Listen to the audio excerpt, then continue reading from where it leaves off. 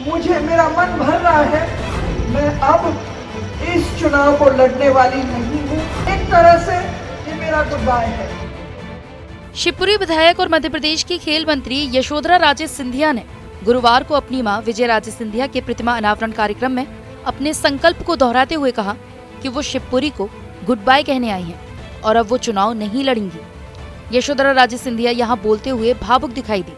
उन्होंने कहा कि वो अपने मां के बताए हुए रास्ते पर चलने के लिए प्रतिबद्ध हैं। उनकी मां ने बिना लालच के समाज की सेवा की है और वो भी उसी रास्ते पर चलेंगी। इससे पहले खेल मंत्री यशोधरा राजे सिंधिया ने प्रदेश भाजपा अध्यक्ष BD शर्मा को पत्र लिखकर चुनाव नहीं लड़ने की इच्छा जाहिर की थी। अपनी मां विजया राजे सिंधिया की प्रतिमा के अनावरण कार्यक्रम में बोलते हुए उन्होंने ऐलान किया कि वो संकल्प ले चुकी हैं कि अब चुनाव नहीं लड़ेंगी। ये कहते ही उनकी आंखें भर आईं और भावुक हो गई। उन्होंने कहा कि अब इतनी ऊर्जा के साथ काम नहीं कर सकती जितनी ऊर्जा के साथ पहले करती थी। उन्होंने कहा कि नए लोगों को अवसर मिलना चाहिए, उनके लिए जगह खाली होना चाहिए, यही मेरी कोशिश है।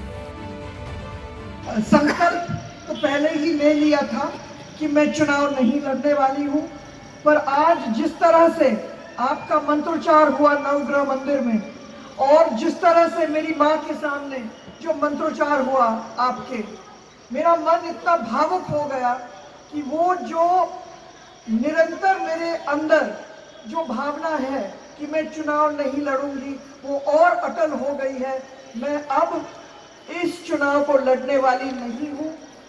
आपकी वजह से मैं कहती हूँ कि जो अम्मा के पद चिन्हों में चलने की कोशिश थी वो 25-30 साल पूरी हो गई और मैं ये प्रतिमा का अनावरण आप लोगों के मंत्रोच्चार से और सारे जो महानुभावों यहाँ बैठे हैं मेरे सामने और मेरे साथ, मैं सबके साथ आप सबको धन्यवाद देना चाहती हूँ कि एक तरह से ये मेरा गुड बाय है। और मैं समझती हूँ कि पितृपक्ष के समय में मैं सोच रही थी कि मैं क्या कर सकती हूँ मेरी माँ के लिए और मेरे फादर के लिए। आज ये प्रतिमा का अनावरण करते हुए मुझे मेरा मन भर रहा है कि पितृपक्ष में मैंने मेरी माँ की सच्ची श्रद्धा। खेल मंत्री यशोधरा राजे सिंधिया शिवपुरी पहुंची थी।